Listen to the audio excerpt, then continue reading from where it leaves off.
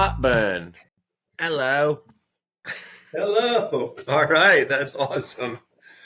So, RJ, great to be with you today. I'm very excited to kind of get into this podcast. It's our first kind of swing it. Efforts. Exactly. So I would love if you could just tell us a little bit about yourself and your history within art, and then I'll do the same, and then we'll kind of get into what this podcast is going to be about. Great. I am RJ. I have been in the sort of contemporary New York art world for nearly 20 years. I've owned 2 galleries in Manhattan on the Lower East Side. I co-owned them. And I have exhibited. I'm an artist. I've had 3 solo shows in New York, and I've performed internationally in Europe, and I've shown. Performed? What does that mean? I'm a performance artist, so I went to. I worked with this other artist, Anne Liv Young, and we did this big production of Sleeping Beauty in Austria, in Graz. So like a real theater, like a real production. And then I went on a tour with her. She has this character, Sherry, and I have this character named Dr. Hung. And so we would do Sherapy, and we would sit down with people who would come into, she had a Sherry van that I shipped over to Europe. Or one time we got to do it in a hotel, part of this big series called Room Service. And so you would come in, you would meet Dr. Hung and or Sherry, and you would say, "Hey, I'm Topper." And then I would say in a good German accent, before I had a real mustache, I was wearing a fake mustache and a wig. And I would say, "Oh, what brings you here today, Topper? Please sit down, tell me." And then you would just start talking like therapy. I would look like I was taking notes, but I would be sketching you as you were talking to me. And then I would aggressively try and sell it to you at the end, this really terrible sketch that I would. I do a bunch of performance. I have a performance called Iron Man. Anyway, so yeah, I'm a performance artist. I'm a conceptual installation artist. I'm a curator. I work for a gallery now doing sort of logistics, shipping, photography, some sales. I've been to international art fairs. My galleries got reviewed in Art Forum, New York Times. I've been reviewed in the New Yorker, blah, blah, blah. But I'm really nobody knows me, and I live in the middle of nowhere, Massachusetts. That's amazing. And I have to just get into what attracted you to art to begin with, and the art world. Whatever, we're going to try to dissect what the art world is, but yeah, well, I think what attracted you to this? So art, when I first figured out stuff I was making could be art, or for me, art meant and means, and why I like it. I was well, I can't really sing. I can't play an instrument. I have written at the time. I was I lived in rural Pennsylvania. I was I'm not going to break into Hollywood. So it was a way to, art for me sort of broke all that down, where you didn't need anybody other than yourself, or really any discernible talent to be creative. And that really appealed to me. So yeah, and I have so many ideas, and then the sort of deeper you get into art history, contemporary art, I mean, you really do. I think the art world is just a bunch of nerds, a bunch of losers in high school. My nickname was Faggot, and then That's quite a nickname. Come on. Wait, you were allowed to say it back in the day, though. Oh yeah. It felt really good when you were allowed to say it. Let me tell you. And it's a collection of misfits in some way, the art world, but so when I started making art, when I was in Philly and then I moved to New York, I felt like I had found my tribe in some way by saying I was an artist, but it was also embarrassing to be I'm an artist, because I'm not a painter. I wasn't making ceramic sculptures, right? I was making sculptures with Michael Jackson t-shirts and trying to convince people that this was art. So what was your first foray into it? Into this world? As an artist? As whatever. Into this world as an observer, as a fan, as a whatever. Oh, I can tell you that I know what the moment that changed my life, 1999. I know the story.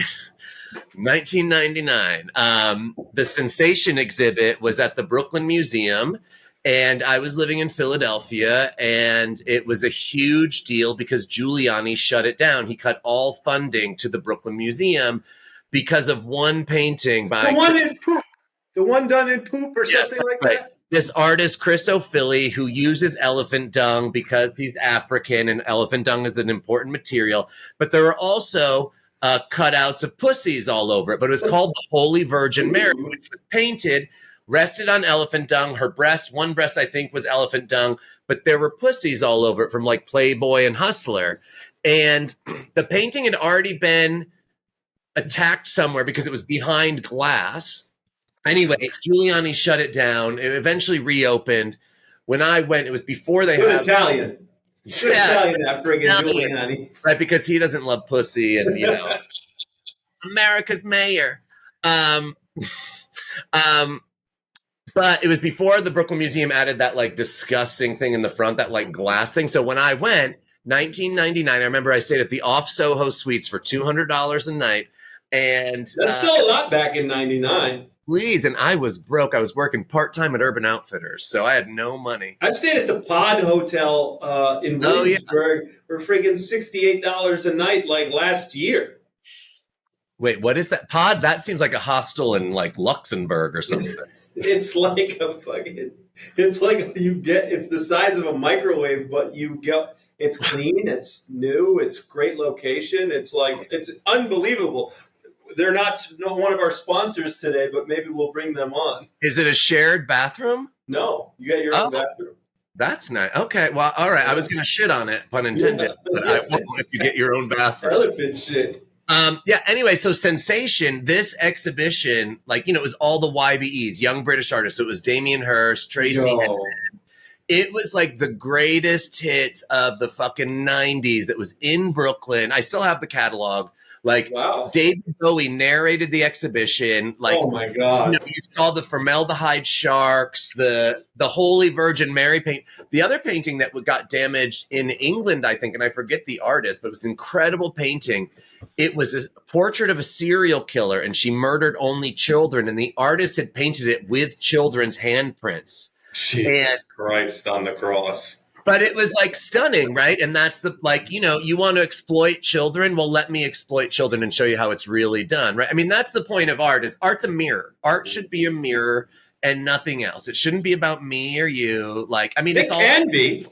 Yeah, I think it's wonderful sometimes when an artist, has a true message that they need to share with the world or whatever about themselves. Hopefully they're smart. Yeah, that's true. So anyway, that's how I got into the art world. Sensation really did sort of as an artist. And then the art world, I mean, to be honest, I never wanted to own a gallery at all. But I had an ex who wanted to have a gallery, and I have a mother who's a narcissist. And like a good boy, I said, well, let me open and run that gallery for you. And wait, how was your mom involved with this? She's always, get ready for my mom. She's the third co-host of this podcast, fucker. Get her on the phone. I opened a gallery in 2011, and I was in social work. I had a social work background. I was working with homeless queer kids. Wait, time out, because in 2011, I was living on the Lower East Side. Where were you? Orchard between Rivington and Delancey. Yo, I was at Rivington and Ridge at that time. Oh, I lived on Pitt Street between Rivington. We were freaking neighbors. Wow. That's great. Yeah. When did you leave New York? Crazy how the world does that. I left in 2019 to move here to Houston. Were you on the Lower East Side that whole time? No, I went Upper West, then East Village, then Lower East Side, then Williamsburg, then what I like to call the Williamsburg of Williamsburg, Greenpoint. Did you? The Greenpoint is where old people, when people get old, they leave Williamsburg and go to Greenpoint. Wait, did you go to galleries then in 2000? Were you interested? I was just starting to. Actually, my friend opened a gallery right there. Do you remember Rock's Gallery? It was on. It was on Delancey, I think, or that Main Street. Yeah, I vaguely remember that name. 2011 was kind of like the early years because I think when we moved down there, there were maybe like 5 or 7 galleries when we opened. And on Orchard, it was like Lisa Cooley, on Stellar Rays, and Rachel Uffner. Rachel Uffner is the only one still in business, like on Stellar Rays, sort of. But it was like this corridor on Orchard Street. Anyway, so in 2011, I opened my first gallery. How much was rent? Do you remember? Yeah, I do. It was 2 stories, and it was $6,500 a month, like 1,200 square feet. And it was on Orchard. Orchard between Rivington and Delancey. Yeah, you remember that place, Pianos? What a shit show that I was just there like 3 months ago singing karaoke at 3 a.m. I guarantee I saw you there then. Oh yeah, I mean, I wasn't cool enough for the Max Fish. I was at fucking Pianos. Well, you know, the spillover went to Pianos. No, I don't know. I was going to this bar called Beverly's all the time. Oh, wait. That one rings a bell, too. That opened later. That was on Essex Street and probably opened in like 2013, something like that. Mm-hmm. I think I was still, around. It's just reopened now last night, actually. Wow. My friends own it and run it. Congrats to them. That was like an art bar. That's where all the bars, we would have our after parties there. The artists would hang out there. We would do drugs there. Wow. I would meet artists there. I hooked up with people there. It was so much fun. Wow. Beverly's. And that was like the Lower East Side. That was like the time downtown. Like it was nice to, Chelsea. When I first moved to New York, I went to Chelsea a lot. You would get free drinks. But anyway, yeah. I went from social work to art world and I didn't know anything. So I would ask my friends, I would say, can you BCC me on your emails so I can read the language you're using? I didn't know how to sell anything or send an offer. I knew how to get someone who was HIV positive into healthcare, but I had no idea how to sell or talk about the selling of a painting. Wow. And I cannot wait to delve into that because I really love the thought of delving into how the worlds of business and art combine. But so what about you? You tell me now. You're sort of interested in art and where you come from. Okay, so I'm Topper. I was born in Connecticut. I lived in New York City from 2001 to 2019. And then I moved to Houston, Texas, because I'm in the used clothing business. I'm to get pussy. Yeah, exactly. I know. Yeah. I told you that off the cuff. I wish I had done something to make money, but yeah, I thought that it would get me chicks, to be able to be the man that had all the cool leather jackets. It's oh my God. I don't know what my logic was, but I've tried everything. Yeah, great. So basically, then in order to expand the business, I realized I could not be in New York City. They're really just not business friendly there unless you're a hedge fund person. And I need a lot of space. As you can see, we're processing lots of used clothes. And so I moved down here and really enjoying it, but wanting to talk about art and see more art. And I know that Houston has it, but I think this conversation will be very cool for us to really, or for me to really be staying tuned with what the art world is. So basically, how I got involved or how I got thinking about art is I always aspired to be a collector, and because I want to be an artist. But much like you, I was and I can't sing and fucking dance. So I was well, what can I do? Well, I can, try to build a business. And in order to participate in art, I can try to collect it because I also felt like artists were my tribe. Politically, they're absolutely not, but philosophically or just the vibe of artists, I really admire and want to learn about, because ultimately I look at art as the pinnacle of the human experience. And I think it's something that separates us from our caveman self, even though we were kind of doing that in the, our primitive self, or tunes into our primitive self. It's I don't know, really freaking cool. And the way I got into it was back when I think when I was living in the Lower East Side or the East Village or one of them. My cousin and he was living in the financial district. He's a little younger than me. We were How like, old are you? I'm 42. Okay. And we were like, hey, what is all this art BS? Like people selling, like, it might have been something along the lines of like, I think it was the time when Dash Snow was a thing. And like, we'd see like all these cool art people. It was like, what the fuck are they selling? They're selling like piss and they're selling like paint. And I'm like, we just were curious. So we were like, let's walk around Williamsburg and like see what a gallery is and talk to these people and see what art is. And so we went to like 3 galleries in Williamsburg, and we had this one absolutely profound experience speaking to a gallerist and an artist who were both happened to be in the gallery, and they were both explaining this French guy's art. And we were like, this is the biggest load of shit we've ever heard in our lives, and we fucking love it. It's like, okay, yes, 99% of the population absolutely accepts this as BS of how this guy's explaining his art. I don't remember what he was saying, but it was art speak, what this paint meant on, to him and the juxtaposition of XYZ or whatever the hell it was. It really pulled our heartstrings. And we thought to ourselves, like, we either need to get in on this hustle or imagine if we believed like what he's saying.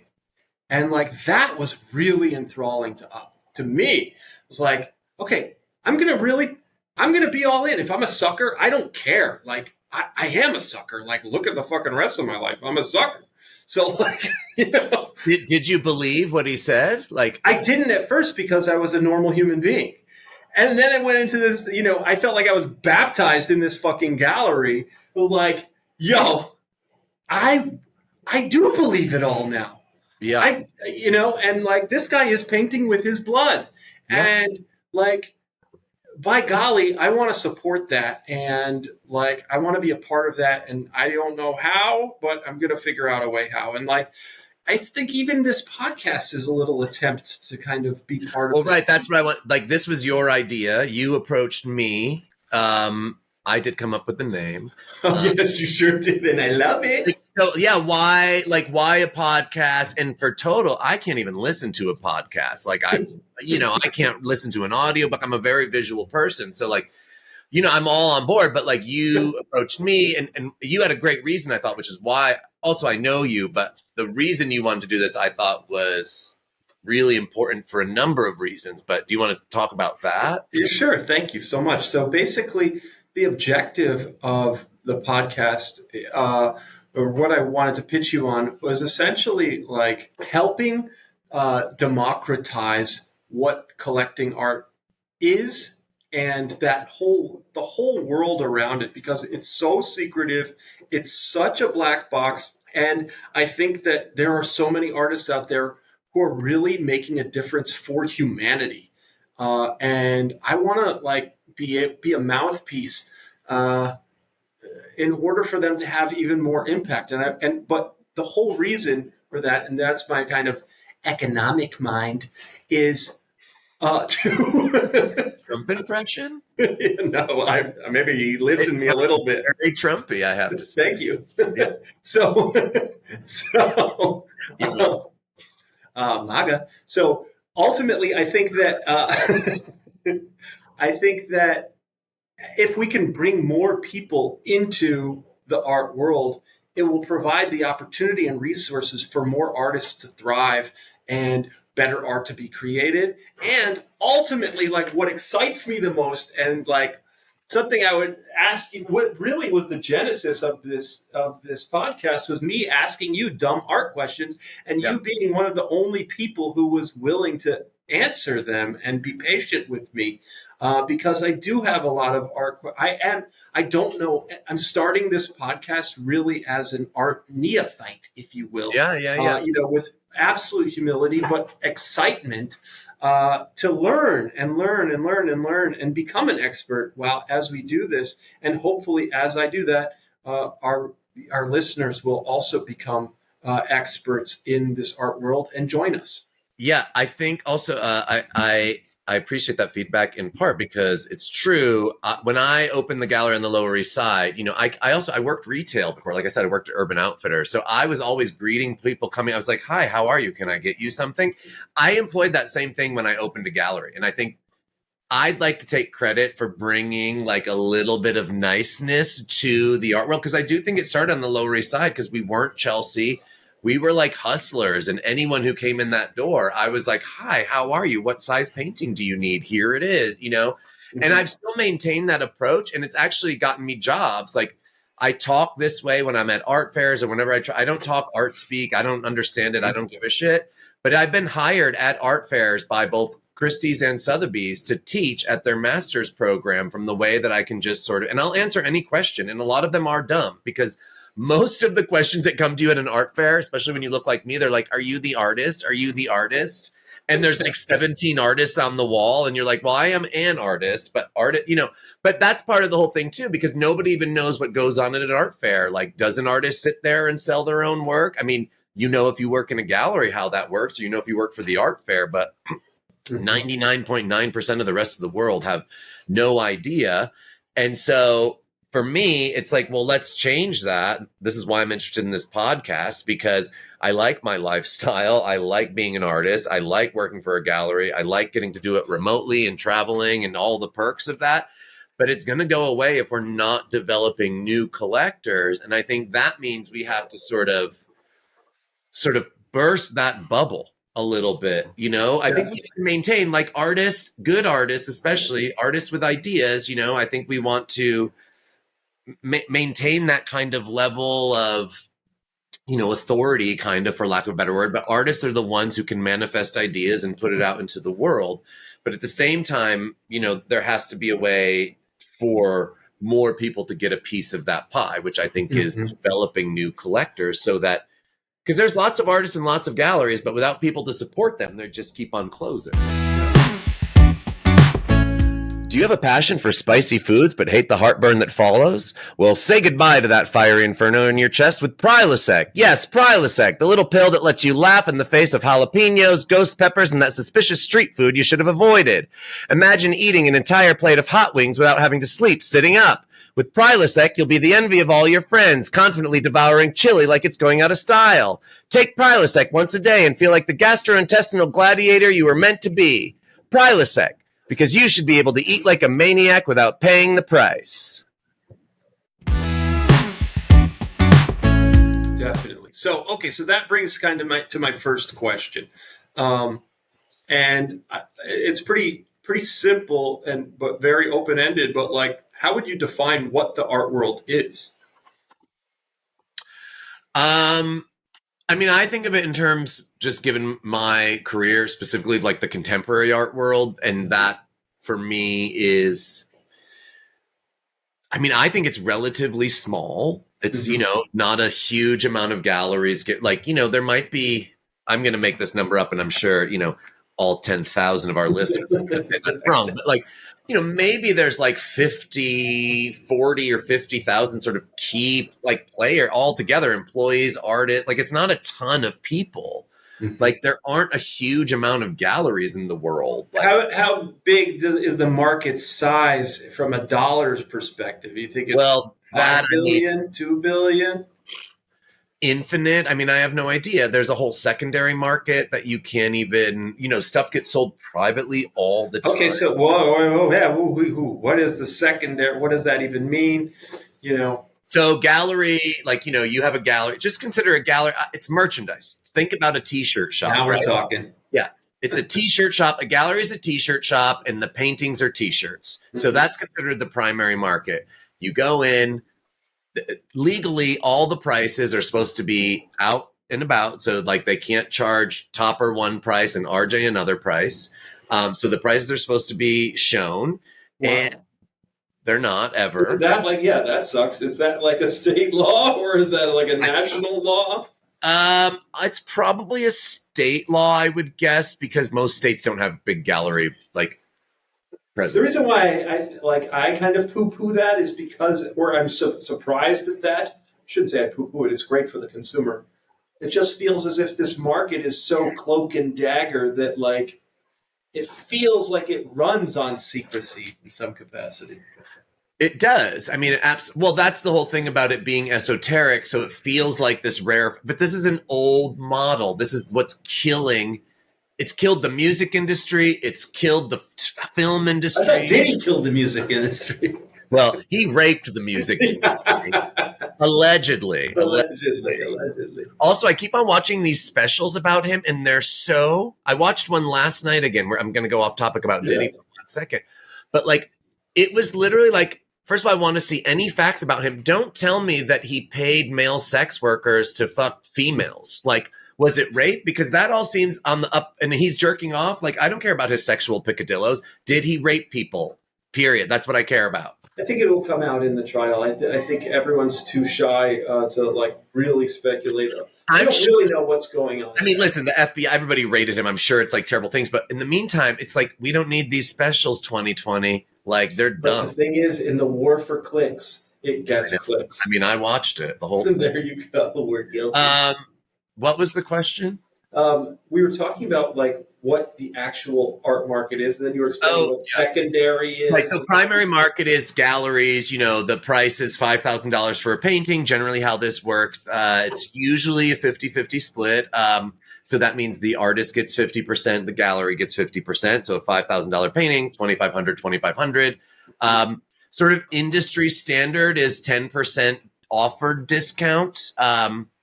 You know, that's kind of, especially with good collectors, you know, you want to entice them. So you offer them a discount. And so generally the artist in the gallery splits that. So then, you know, 10% of 5,000 is 500. So then you're down to 4,500. So the artist gets 2,250. The gallery gets 2,250. That's primary market. If that collector takes that painting that he bought for $4,500 and in 2 years puts it at auction, and that painting sells for whatever, that's considered secondary market. And in New York State, the artist receives no revenue from that, despite it being a one-of-a-kind, like, unique piece. It's essentially, in Europe and in California, the auction houses require that the artist, I think it's get 10% from every sale. This is why no one puts anything at auction in California or Europe. Yeah. I mean, that's really hard. That's a double dippity doodah. You know, I support artists for sure, but that feels anti-capitalist. No wonder everyone's a commie in this friggin' world, except Larry Gagosian. Yeah. I think probably most big mega dealers are not like, I mean, you know, he might vote for Kamala, but his checkbook is with Trump, I'm sure. Right, exactly. He has to because of this world. I have no idea. I don't want to talk about Larry. I don't know. I'm sure Larry. Okay. I met him once. No, I don't know either. I've obviously never met him. And what else happened? I mean, yeah, the thing is like, if you're an artist and, you know, that $5,000 painting, your market's increased tenfold. Right now, that painting is worth $50,000. That can benefit you too, because your primary market prices can raise. And that is part of the gamble. But there was some talk, we talked about NFTs a little bit. There's been some talk about a way to democratize this, is that every painting gets this sort of chip or NFT. And so every sale, you know, it gets registered through this. So the artist always gets, because it's also double dipping for the collector in some way, right? I mean, they could keep on, again, I've heard stories, the collector puts it at auction, they buy it back for themselves to increase the price, or a collective group of people will buy it there's lots of ways to gamify this. Yeah. Generally, I would say we're going to get into that in other episodes. Generally, I'm going to tell you, artists, 99.9% of artists are not making enough money to live off of their art in the world. So like, even if they profited again, the example of like that $5,000 painting sells for $50,000. And even if they got 5% of that, what would that be? Like, I don't do math, $2,500. Like, that's still nothing living in New York City and having to like pay rent and studio rent and supplies. Impossible. So what are ways that artists can make it, or do they have to be born wealthy? And then hold on, just another like thing, like since this like creating art almost feels like, you know, in that Maslow's hierarchy of needs, like at the absolute top, like, you know, like does it require an element of education or an element of like, what's the word, like privilege in order to kind of be able to even participate in this, you know, well, I'll use myself. No, I didn't go to college. I do have a master's degree, but I tested in like recently. Like, you know, I didn't have an undergrad degree. I was on welfare and food stamps growing up. Like, I never saw a museum until I was like 18. Wow.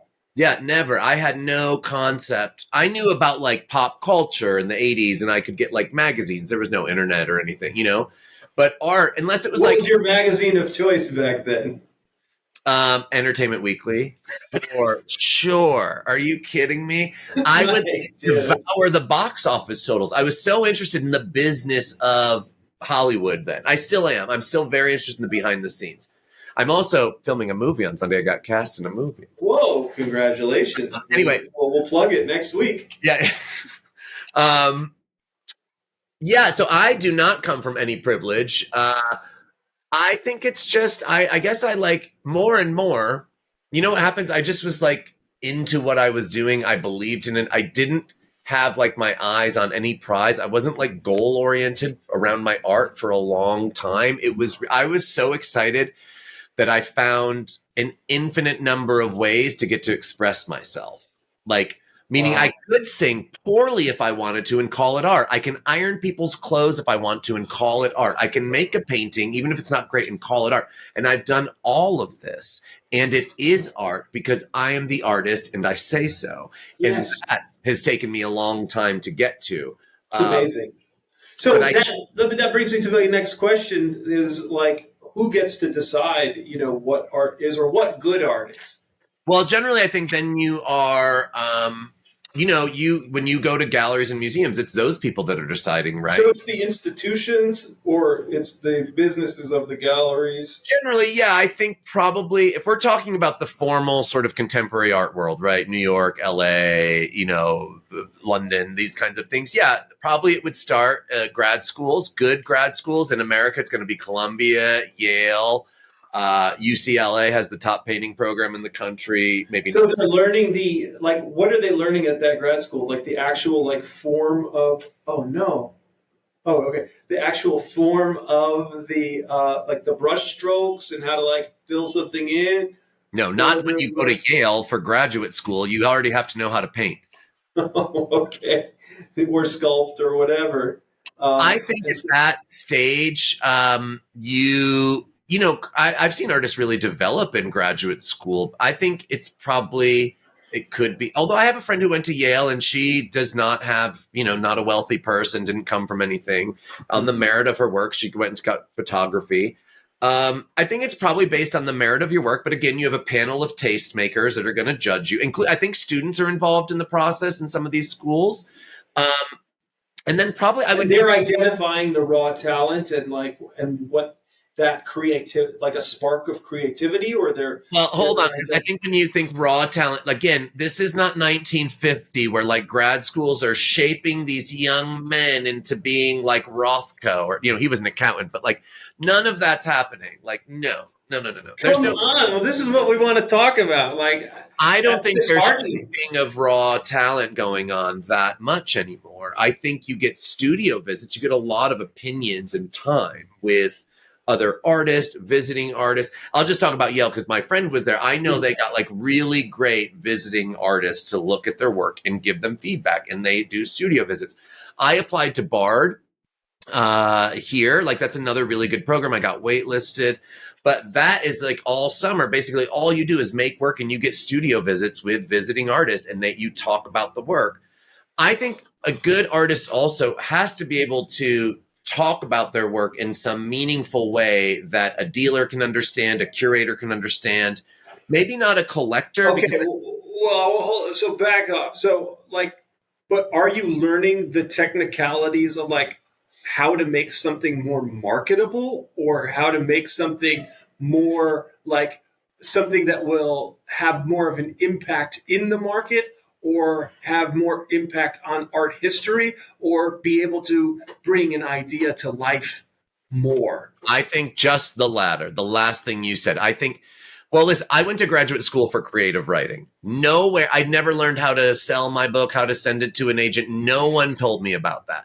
From what I've heard about MFAs for art school, there's no talk about the market. Artists get out of there. They have no idea how to approach gallery, none of that happens. Because that conversation like poisons the well a little bit. Well, like, puts it at risk.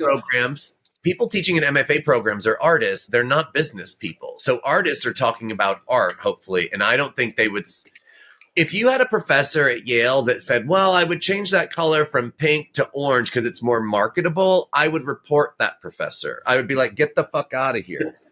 Artists need to not worry about the market. I think that's a nightmare. But I thought we established that, like, that artists are starving, and like, so I think the point of this, these conversations, it's endless, but is how to kind of bridge this gap for artists between making something marketable and also making something beautiful and groundbreaking or important. Remember the example I used of the t-shirt shop, right? Yeah. The gallery is the t-shirt shop. Well, the main difference in there, though, is a painting is not actually a t-shirt. And no artist, I think a good artist, doesn't want to make a product that a consumer will consume, right? Like Damien Hirst making those flowers on Instagram. I feel like that he's got literally a conveyor belt, of doing the same thing over and over so he could just hawk. Well, and Damien Hirst, that's part of his practice, his whole conceptual model in some way. I mean, one of his last shows, he didn't go to the gallery at all. He did it at Sotheby's or Christie's. I forget which one. Like he cut out the gallery altogether and went right to the auction house. He also made that, I think, marble diamond skull head, and I believe it sold for an exorbitant amount, but he was one of the buyers. Like he bought it back with a group of people. I think part of his thing is, I hope at least conceptually, is like, and he's at a level where he can do it, where he can play with the market. But again, most artists don't have any sort of control like that. I guess what I'm saying is, if the greats are doing it, why not like the early ones? And then we're going to talk about, what dictates the market. And hopefully we'll be able to have other guests on to help us kind of deconstruct what that means. Honestly, what dictates the market is what sells. That's what dictates the market. Right. So, what's dictating what sells? Is it an influential person buying something? Is it the rumor mill? Is it other factors? Is it raw talent? Is it a certain color palette? Is it a certain size? Does it have to tie into art? What is that? Interior decoration? I think there's sometimes that you were static symbols. Sorry. Yeah. The tastemakers, again, if you get picked up at Karma, for instance, in New York, it's a great gallery, super great reputation, gets a ton of press. I think collectors would be more apt to buy from a gallery like Karma that has this sort of cachet than a gallery down the street that no one's heard of necessarily, right? So part of, I think, the art world is both an artist and a dealer and even a collector, because as a collector, you'll get more access to work the more you do, the more you buy, the better you become. So the people that run this Karma are considered people who understand taste and understand what good art is. And so therefore they're collectors, snap it up. Well, I think Karma they started off in art. They started off in art publishing and built a reputation there and opened this gallery. A reputation of what publishing? What were they publishing? Critiques, or whatever the hell they're called? No, art books, artist books. And they built a reputation with artists that way, and then opened a gallery that was It was cool, but it still wasn't, I think then I remember it wasn't like super, super like formal gallery because the publishing model was still the prevalent thing that they were doing. Also, I'm not a historian of karma, but now, they have their program is just,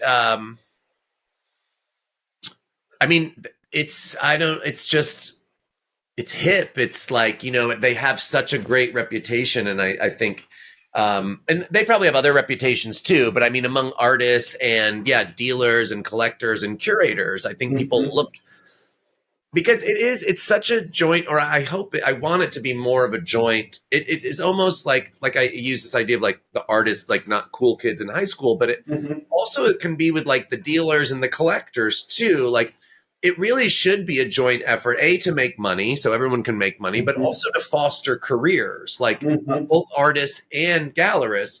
The huge misconception is like galleries are making money hand over fist. Galleries are losing money all the time. I think of starting a gallery as like a true status symbol because you can have the stomach to lose money and still push this stuff. Yeah, I did it for a long time and I just lost money. But I got access to stuff, right? I mean, all the dinners I was invited to and, all of that stuff. And as soon as I closed the gallery for a while, it went away, because of no use to anyone or. Welcome to the world, motherfucker. Yeah, right. Oh. So, then like what, when an artist like gets picked by this gallery, a good gallery, what are the factors that is it just that person, or is it their art, or like what are the factors that like make an artist break out, a young fucking kid? Well, I'll say when I had a gallery, what I had to first of all like the artist, because like even Karma, like there's not like 20 people working there. These are small like mom and pop shops really with a handful of employees. Like even so some of the schmooze factor. Well, for me, I can only talk about myself. For me, there had to be a likability factor. Like I had to like the artist because I knew I was going to be working with them closely and dealing with money or no money, which is even harder. And then I didn't necessarily have to like the work personally. Like I don't even have a personal aesthetic, I think, in terms of art. But I had to be able. No, because what I have to be able to do.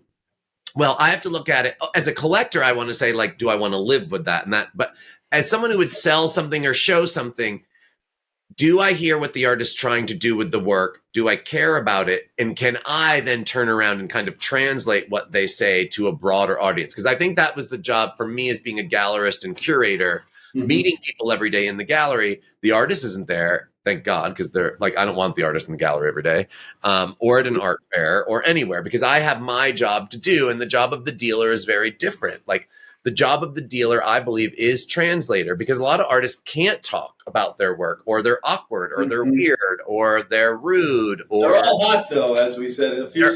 All artists are fucking hot. But they're dumb too. You can't have both. But no, so that is my job as the dealer then. Like I'm there to tell you what this means. And I'm also a really good dealer, of which I can be, also can sort of read the audience, right? So if you're talking to someone who's like a lay person or someone that has a massive collection, you can kind of pick up on, and they still could be a lay person if they have a massive collection, but you want to sort of read the room. It's just like any business in some way. The thing for me with art, it's very personal because it's one-to-one. It's like one dealer with one artist, generally for shows. It's a personal thing versus like, I'm sure you can talk intelligently about your business and how it works and all this stuff. And it's a bit different because there aren't like actually human beings that are there making this product that you're trying to sell. And so for these smaller galleries, which most are, and artists are real, it's real. I think it's the best, like this sort of kismet when everybody does like each other and the intentions are there and it's like a good time. And that was the sort of thing I could always promise artists if they would work with me, that you get access to me. And like, just meaning like, I'm going to sort of walk you through this process and I'm going to be, and hopefully you'll go on to bigger and better galleries, but I'm going to sort of like ease it in for you, because I think otherwise, I mean, you said this, like people are rude, people are dismissive, people don't want to really deal with things if they don't think they're going to close a deal. And for me, I'm like interested in the act of discovery. So like, I like to talk to people. Incredible. And so to what extent do you think that, like a gallerist relies on a handful of people to just shill their stuff, like the regulars? Like I want to be a regular at some like dope gallery and be the first person to call when, some hotshot artist has something on the, that is dope. Well, I mean, you can be, and I say this, I think the way to do that is it's still, it's buy a lot of crap. No, not necessarily. But it's a really sort of personal business. You make yourself known. You send an email introducing yourself. You go into the openings and you shake hands and you say like, hey, I'm a collector. This is what I want. Like, this is where I'm at. It's a really it can be at its best, like a one-to-one business. You know what I mean? Yeah. Sit down and get a coffee or get a drink or whatever. And like, let's figure out, what we can what we can do together, because it really can then grow the small business, which is the gallery. And even the artist is a small business. So freaking I think a good collector, especially now, you don't need to buy a ton of, maybe from like, listen, neither of us could probably buy anything from Gagosian right now. Like no one's maybe I could get like an advisor friend to get me in or something, right. But for the most part, we get access to all the galleries now, but people just don't know how to do it. Oh man, I have so many freaking questions, but how do artists get, it's really important to many aspects of business like marketing and sales and brand building are absolutely critical. Social media. In this day and age, like how are artists expected to a young artist, how are they expected to kind of get their education on that stuff that seems so critical? Like for me, like, okay, hey, don't go wait tables, take a fucking marketing class. And okay, that doesn't pay the bills, but I'm saying spend your time and resources to like learn the expansion process in order to be able to bring in those precious dollars in order for you to kind of create more of what you want to create. Volman's Family Farm glass bottle milk. Tired of drinking your milk out of plastic? Or even worse, a carton? Well, the cows at Volman's Family Farm are here to save the day with their artisanal glass bottle milk. That's right, folks. Milk that looks as good as it tastes. Our cows know that milk is better when it's fresh, creamy, and poured from a bottle that could double as your flower vase. With Volman's, you can finally achieve the level of milk drinking sophistication that you deserve. You're not just drinking milk, you're drinking it out of glass. So ditch the plastic, sip with class, and impress your friends. Remember, milk in a glass bottle isn't just milk, it's art.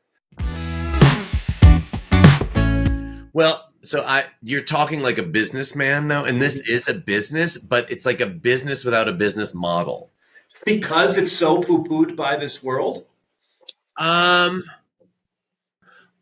No, I don't think that, but I think that, again, I'm making up numbers, but if you had 1 million artists in America, right, and those 1 million artists took this marketing class and then they knew how to market themselves to galleries, I mean, you still have a wall every time you go. You have a wall of like, even if people were polite or whatever, someone at a gallery will look at this art and say, not for me, not for me, not for me. Okay, but if they've got a million TikTok followers and their work is selling, by golly, some gallerist is going to say, hey, come on, kid, maybe put this on the wall. I think Instagram followers does not equal sales. I know that. I said TikTok, but yes, okay. Yeah, TikTok, Instagram, like, first of all, collectors, are they on TikTok? Doubtful. Absolutely. I don't know. Collectors. Okay, so that brings us to the next real point of like, okay, what makes an artwork appreciate? What makes it buyable? What makes it valuable? And what makes it considered great throughout history and time? And then like... because ultimately why I got into this is because, what got my motor running, if you will, is to imagine myself being able to identify, hey, who's the Picasso or the Warhol of today? And are they freaking starving in Bushwick? And how can I contribute some of my small amount of resources to them in order to hit that freaking huge payoff for my grandkids? And I'll never sell an artwork, but I want to continue to buy early. You'll never sell an artwork? No, I want to amass an enormous Put a pin in that, because we're going to come back to that, because that's dumb. Okay. You sell artwork to buy more artwork. I feel like you could do that with real estate, but for me, it's more about just amassing a crazy collection for my grandkids. So, okay, so in one way, that is, I know lots of collectors that do this who buy like a ton of stuff, right? And so that's kind of throwing darts. And when you buy a ton of stuff, some of it will definitely hit, for sure. There's going to be something that appreciates to $1 million plus, blah, blah, blah. But not all of it, no way.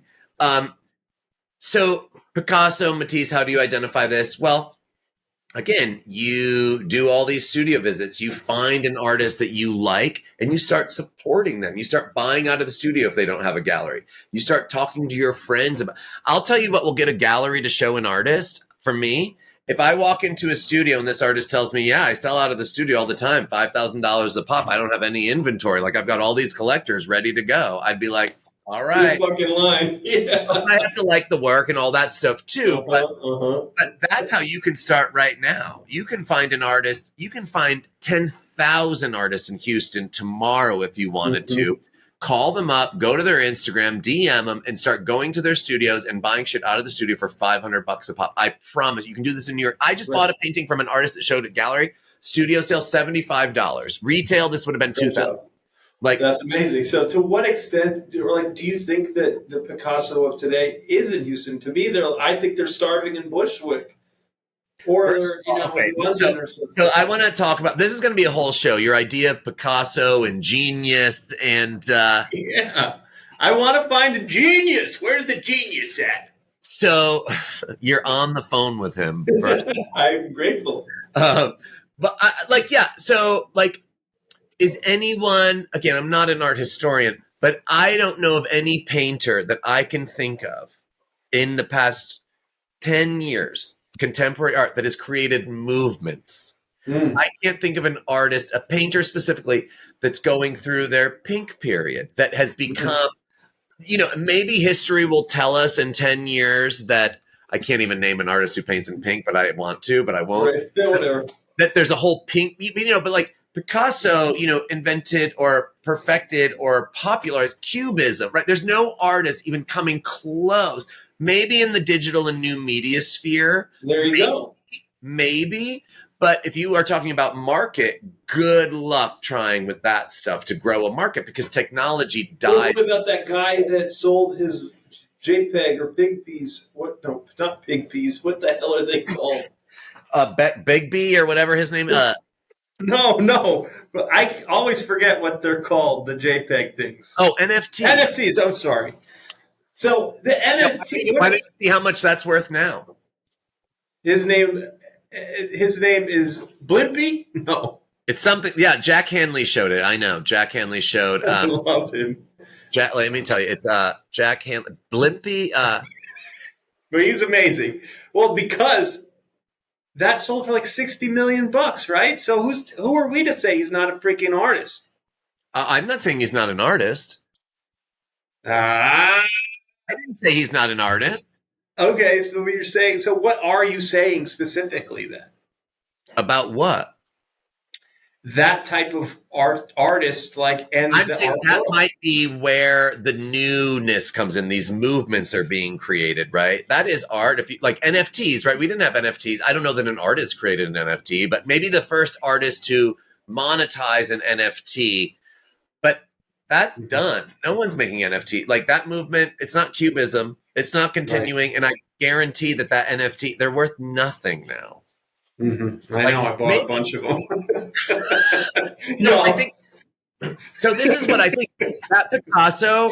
Well, I also don't know if anyone could find Picasso now because it's so market driven and it's so flooded. There may be, it's like Jesus in the whole man. Like, isn't there a kingmaker gallerist out there? Like, okay, is it Karma or is it someone else that can that ordains an artist to be that special? Okay, so like here's a hypothetical scenario. It's like, yo, I'm hotshot artist, and my work is selling. I check all the boxes of identity. I check all the boxes of everything I'm supposed to be in the art world, and and I have the artistic chops, meaning I can paint. I can paint, I can sculpt, I can do whatever you need me to do. Yeah, and like my style falls in line with what is trending architecturally, interiorly, or whatever the fuck. Then some crazed Soho gallerist that has a collector book out the wazoo of, people they can call and say, yo, here's the dilly. I got this person, I'll put you down for 2. And fucking you sell out the whole show before the show starts. And then you build the hype with that person. I feel like it's an easy formula. And then everyone wants to get that painting. That artist's work. Then that person is now ordained as a genius, and and maybe they are. So we're gonna butt heads about genius for the rest of our lives. Also, genius and the market are very separate. Like genius and the market don't necessarily marry. That scenario you just played out is absolutely true. Less and less right now because the market's down. But yes, you get hot artists where collectors are scrambling to get something. They line up for it. You can say you probably wouldn't sell them 2 of anything. Everybody gets 1, because you don't want anyone to put something in auction. You want to protect the artist market. Generally, you're not selling like multiple pieces to one collector because that means they're a flipper. So my philosophy behind never selling is pretty rare then, probably. I think it's pretty rare because there are ways to sell that are actually really beneficial to galleries and artists. Yeah. Meaning like if you had a piece and, you paid $5,000 and now it's worth 70,000, right? And it was just in storage. Like, why wouldn't you sell that? I mean, it could accrue more for sure, but it could also decrease value. Like, why wouldn't you sell that? Because that gives you $65,000 and a free cash to go and buy that much more new art. Like, support those artists. And so, but also like, it depends. Lots of people have these massive collections. They don't deacquisition stuff. You can loan stuff out. There's lots. I think about art. It can be very philanthropic, despite like all the top people. Like I really position buying art from most galleries as philanthropy because you're helping the artists. And again, I work for a gallery. There's 3 employees, like full-time employees, and the owner.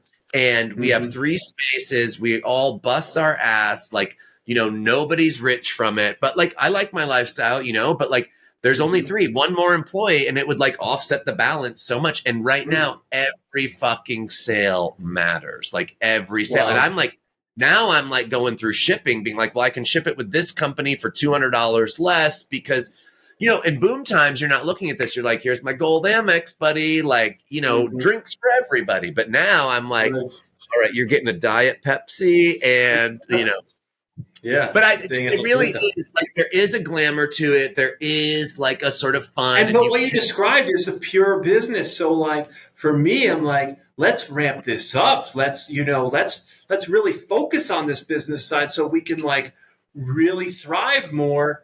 And that is up to people like you. And by you, I mean like people who have some disposable income, who have friends that probably have some disposable income, who are nowhere near the art world yet. Like, believe me, if you came with an influx of your 10 buddies and hit up 10 galleries and say, we all have like $5,000 to spend, I would take you out for drinks. I'd take all your buddies. I would show you a bunch of stuff. Like I would hit you up the next show. I would say, hey, just got this in.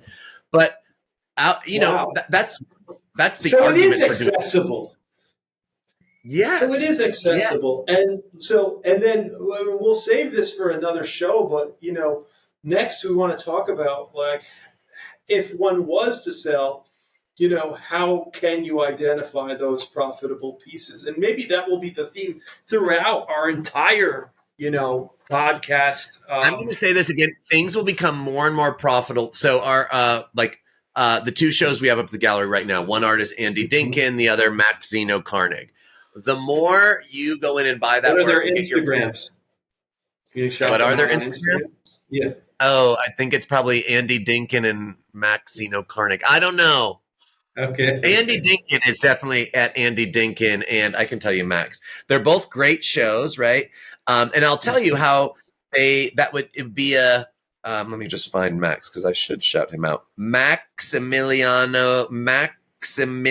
Zeno. All right, we'll put it in Max the show Zeno. notes. Yeah, we'll put them in the show notes. My point is, I'm just naming these two shows because we just opened them. I was in New York. I went to the opening, hung out with the artist. The more people buy that work, right? If we sell out the shows, then it creates more demand because people can't get it. Then your friends want another piece. It helps us to do another show with them down the road. It helps the artist. So I think of it as a collective. The artist has to make the work.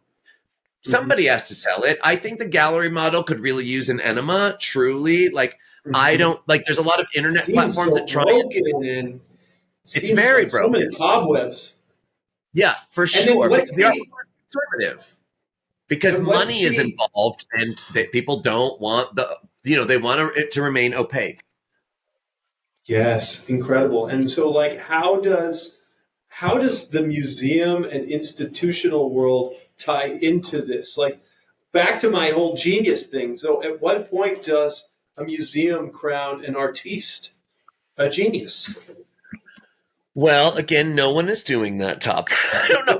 What parties do you go to where there's like a genius chair? Like, I don't know you live right next door to the Menil. Where's the genius wing there? Like, it just. My whole thing is, I want to know who is that iconoclastic person that's seeing through the muck and going to live forever with their work. Well, it's whatever. Well, I mean, so you have to have a Dominique de Menil who builds a Rothko chapel. That will live. She's the one. So ultimately, it's the patrons which don't exist anymore. Yeah, there's no longer. Well, we can have a whole episode, and I should contact him, Stefan Simkowitz. I know him. We should get him on this podcast. That would be incredible. Because in some ways, people will. All my 10,000 fans are going to hate this, but he is sort of contemporary patronage. And I have had friends that work with him, and he gives them a salary and he takes a percentage of their sales, and they seem pretty happy with it. And they get a 6-figure salary, and, it's helped their careers. But he cuts out the gallery model a lot of times, and galleries don't like that. Well, he's not a gallery, though. That's the thing. He's not a gallery. He doesn't offer. He'll then consign that work to galleries, but galleries like, wait, I'm not getting my 50%. I don't want to, so it's complicated, but I think there's middle ground there that everyone, the art world is also, not only is it esoteric, it's insular, and it's like an island. Like, there's this sense of competition, but really, I think when I was on the Lower East Side, there was a nice sense of community. We would sort of get together occasionally, all the dealers, and be like, things are tough. And actually, this just happened. I was on the phone with my colleague Erin today, and we were talking about sales we're trying to make and collectors. And she was like, I think I might sell 3 of these paintings for another gallery. And I was like, oh my God, I might sell 2 of the paintings from that same gallery. And it's a friend of ours. And, we're both happy to do that. We lumped them into something that we're sending. So I think we need more of that community. Actually would help build the galleries more and more. And everyone's getting a little bit of money from it. Like, if I sell these, I'll get a commission from that gallery. If I sell them, I think it's nice to, I think that's probably how one way is if it became less isolated, but you see it, that's where we met officially, was in Dallas at the art fair. Right. And I'm standing in my booth and I'm trying to bring people there. And so is the person next to me and the person across the hall and no one at an art fair, because you're trying to grab anybody, is like, oh, go check out that booth. They might have the painting you want, because art fair, we should have a whole episode about art fairs, but they're so expensive. By golly. Yeah. They're so expensive, and it's like cutthroat in some ways that you just want to sell because you're worried about the bottom line. For a 3-day fair, it can cost you $20,000 to be there. And that means you have to sell $40,000 of work just to break even. Jeez. That's frustrating, scary, but somehow it works. Even for people who have infinite amounts of money, it is hard to sell something that's $10,000 that doesn't have a function or whose function is not completely understood. I could sell a TV every single second of the day in an art fair to everybody because they know what it does. Here's the remote. It's flat screen. It's 72 inches wide. It's picture in picture, or whatever the fuck happens, right? The vintage t-shirts in the booth, baby. Yeah, right. I'm buying good fare and I'm going to sell those. But, so it is, I think this is another important thing is even for people with money, they are either don't understand the function of art, which is, what is the function of art? It's decorative, it's a think piece, but it doesn't do anything. There's no bells and whistles to it. And so. But it's a status symbol and that potentially will appreciate. So both of those things are like. But if we're talking about developing new collectors, right? Like, are they going to put it, like, again, I think of my mom as the ultimate consumer who potentially has $5,000 a year extra expendable cash, right? She's not going to put it on Instagram. She's not going to care about it being a status symbol. And I don't think that's the way to develop a status symbol, I guess, with people that come to your house, or people that see it, or, to me, yeah, but because it's you're like Joe in Idaho, right? You're Joe in Idaho and you decide, hey, who's coming to your house to see a Kehinde Wiley painting? Sorry, Kehinde. No, sorry to Joe in Idaho. Plenty of people, and ultimately, that's how the word gets out. And and what I mean by that is it's almost boring to have a Rothko. That's my favorite artist. I've got two. One of my favorite artists. I've got posters of the guy out the wazoo. But it's almost, okay, you've got $70 million on your wall. That's fucking awesome. But it's so cool if you can identify the next Rothko and that's on your wall. That to me, absolutely gets me so fired up to the point that I want to tap dance. I want to sing. So I'm going to, again, I don't believe that's ever going to happen, but I think that's a great carrot for people to keep on buying. I'm just trying. Our job is to identify, or is to be able to define that, because of course that's going to happen. It's going to continue to happen. My beliefs on population growth, economic growth. Who's this artist in the last 10 years that the genius that's Rothko level? Like, you would know about it. They would be famous. They would be on the cover of magazines. They would be hailed as the next genius. Jeff Koons is 70 years old and had a career in the 70s. Like, he's not contemporary. He's not current. Like, who's a 30-year-old? Well, I'm hoping going to learn, but they're in their 50s right now. Whoever the next Rothko is, like Cicely, whatever her name is, her works are incredible. Cicely Brown, yeah, that's an established that career. That market's been established. She's also they're dirt old and dead. This is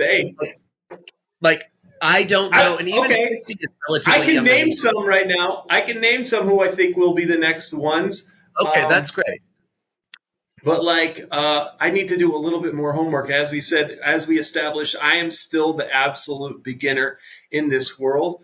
But, it's a certain it factor that you can see within an artist's eyes, their hunger and their ability to navigate. To me... I would say if you see that in an artist, that hunger, if you feel this, that's who you should be buying. And this is what I tell every collector. Buy what you love, because that will make it more valuable, because you're going to still love it. You're going to if you're buying for investment and you don't love it, you're not going to care about it. You're going to forget about it. I've been to collectors' house who buy it, literally just shit lining up on the floor that's never been taken out of the slip case. So I think looking at it as an investment is a little bit scary. That's why I look at it as a scorecard and not so much an investment. And so I want to win in art too. And so that's how your goal what developed my methodology. Okay. I think you can, and you meaning anybody can really win in art. You can be, if you were a regular collector, supporter of a handful of galleries and a handful of artists, I promise you would feel like a winner in art. Because you would be invited to those dinners, you would get the special previews. I would talk, and I'm saying this. So that ties into status also, what this whole dinners and what's that about? So it's also, I tell this all the time. Like, I live in very rural Massachusetts, right? I work for this gallery in New York and LA, and I've always, in 20 years, been in the art world. I also have a very part-time job here. I'm the director of like a community and senior center in like one of these hill towns, right? So I have this like two dichotomous, and I like plumb toilets at my house. I live in this house from 1781, and I put that on my Instagram. And so I explain to people, like, I complain. I was like, oh, I have to go to New York to another dinner at a fancy restaurant. And because it has some mystique initially, right? But it's work. You're trying to please the artist, or you're trying to talk to the collector. But yes, I think from the outside, I'm actually more excited about like learning how to rewire my ceiling fan, truly, because that's new to me.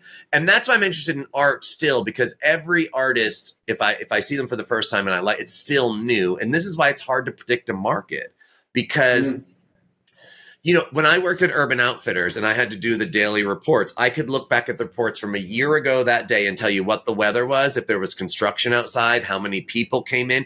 You could figure out all these factors of why I literally was the manager of the men's department, housewares department, then I was assistant store manager, so I had to do this. Maybe I bought from you. You probably did. Wow. But you could look back and see all these factors, why sales were down or up. The weather changed it. You're still selling the same t-shirt, basically. Mm-hmm. It's really hard to do. I mean, you could look at like, okay, this artist, Andy Dinkin, we're doing X now. What did we do with the last show? And there's really, maybe people just got sick of it. Maybe you found all the collectors that like this kind of work at this time. Maybe those collectors have moved on to other things. Maybe you raised the prices too much. Maybe it's like really impossible to tell what would impact, because I've seen this happen in 20 years. You have 1, 2, 3 sellout shows, and then like nothing, market goes away. Nothing happens for years and years and years. This is also a thing to like, the market generally always dips. Jeff Koons, you mentioned, Frank Stella had these periods in the 90s where his market was terrible. And those kinds of artists, though, I mentioned Jenna Gribben the other day, this famous to me, like painter who Google's her. Unbelievable. Yeah, shows at like a big mega gallery. Though she's the one that does the hot nudes, right? Sometimes, yeah, paints her girlfriend. So she's one person who I think she might be. Amy Sherrod, who did the portrait of Michelle Obama. She got picked up by Hauser and Wirth after that, and she makes like 7 paintings a year, 10 paintings a year. Like she is someone who I would say you can't even get close to that though. Like those things are probably pre-sold until the day that she dies.